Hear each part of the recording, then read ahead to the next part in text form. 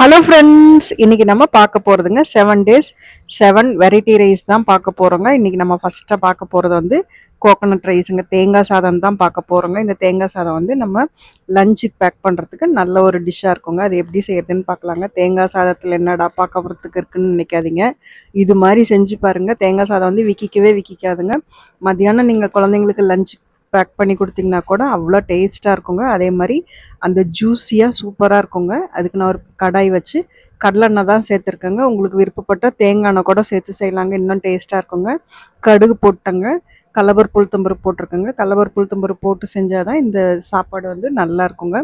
கொஞ்சமாக வந்து வேர்க்கடலை போட்டிருக்கேங்க. நான் பச்சை வேர்க்கடலை தான் போடுறேன், அதனால தான் கொஞ்சம் ரோஸ்ட் ஆக நேரம் எடுக்குதுங்க. உங்களுக்கு வந்து ரோஸ்டட் பீனட் இருந்ததுன்னா அது மாதிரி கூட போட்டுக்கலாங்க. இது பச்சை வேர்க்கடலைனால எண்ணெயில் கொஞ்சம் பொறுமையாக வறுத்து விடுறாங்க. இப்போ நான் கொஞ்சம் வேர்க்கடலை வறுத்த உடனே நான் வந்து கொஞ்சம் சின்ன வெங்காயமும் கட் பண்ணி வச்சுருக்கேங்க, பெரிய வெங்காயமும் கட் பண்ணி வச்சுருக்கேங்க. சின்ன வெங்காயம் போட்டு செஞ்சால் தான் இந்த தேங்காய் சாதம் வந்து நல்லா இருக்குங்க. அதுக்காக தான் இப்போ சின்ன வெங்காயம் கொஞ்சமும் பெரிய வெங்காயமும் கட் பண்ணி வச்சுருக்கேங்க. சின்ன வெங்காயத்தை வந்து ஃபஸ்ட்டு நல்லா போட்டு இந்த கடலப்பருப்பு வேர்க்கடலை எல்லாமே அது தனியாக வறுப்பட்டுருக்குங்க. அது கூடவே இந்த வெங்காயத்தையும் நல்லா போட்டு வறுத்து விட்டுறலாங்க.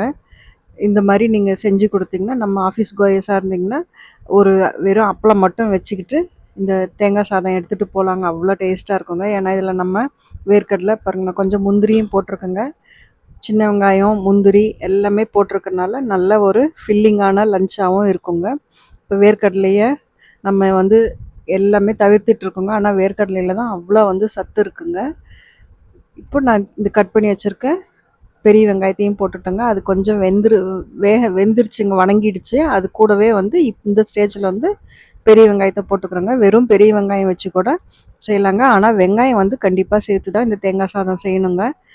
இப்போ இது எல்லாமே நல்லா பாருங்கள், முந்திரியும் நல்லா ப்ரௌன் ஆகிடுச்சு, வேர்க்கடலையும் பொடிஞ்சிருச்சுங்க, வெங்காயமும் நல்லா முக்கால் பதம் வெந்துருச்சு. இப்போ வந்து நான் சாப்பாட்டுக்கு தேவையான எல்லா சால்ட்டுமே இப்போவே சேர்த்துக்கிறேங்க.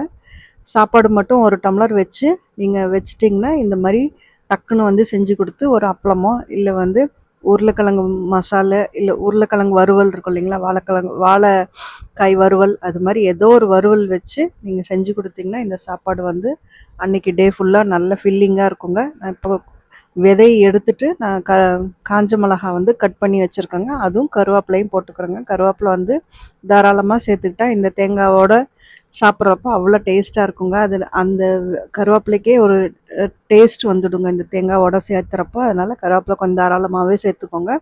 விதையை எடுத்துட்டு நம்ம வந்து இந்த காஞ்ச மிளகா சேர்த்துக்கிறப்போ விதை வந்து நமக்கு வாயில் வராதுங்க. இப்போ நான் ஒரு மூடி அளவுக்கு தேங்காய் துருவி வச்சுருக்கேங்க. நீங்கள் எவ்வளோ சாப்பாடு செய்கிறீங்களோ அந்த அளவுக்கு வந்து தேங்காய் எடுத்துக்கோங்க. முடிஞ்ச வரைக்கும் தேங்காய் வந்து நிறையா இருக்கணுங்க, சாப்பாடு வந்து கம்மியாக இருக்கணுங்க. அப்போ தான் வந்து இந்த வெரைட்டி ரைஸ் வந்து எப்போ செஞ்சாலுமே விற்காதுங்க. அதுதான் மெயினான இதுங்க. நம்மளோட மசால்னால் இந்த தேங்காய் செய்கிறோம் இல்லைங்களா, இது மாதிரி இல்லை லெமனோ இல்லை புளி சாதமோ எது செஞ்சாலும் இந்த மசால் வந்து அதிகமாக இருக்கணுங்க. ரேஷியோ சாப்பாடு வந்து கம்மியாக இருக்கணுங்க. அப்போ வந்து நம்ம வந்து விற்காமல் நல்லா டேஸ்ட்டாக இருக்குங்க. இப்போ நான் இந்த சாப்பாட்டுக்கு தேங்காய் கலவை கொஞ்சம் சாப்பாடு எடுத்து கலந்துக்கிறேங்க. ஒரு டம்ளர் வெள்ளை ரைஸ் மட்டும் வச்சிட்டிங்கன்னா நீங்கள் வந்து இது மாதிரி இந்த வெரைட்டி ரைஸ் எது வேணால் தாளித்து விட்டுக்கலாங்க. பாருங்கள், நல்லா வந்து எல்லா இடமும் கலந்து விட்டுட்டேங்க. தேங்காய் வந்து நல்லா மொறுன்னு அந்த எண்ணெயிலேயே வறுப்பட்டு வரணுங்க, இல்லைன்னா வந்து மதியானம் கெட்டு போன மாதிரி ஆகிடுங்க. இப்போ நான் மேலே வந்து எல்லாம் நல்லா கலந்து விட்டதுக்கப்புறம் மேலே வந்து ஒரே ஒரு ஸ்பூன் அளவுக்கு தேங்காய் எண்ணெய் மட்டும் சேர்த்து ஸ்டவ்வை ஆஃப் பண்ணிட்டேங்க.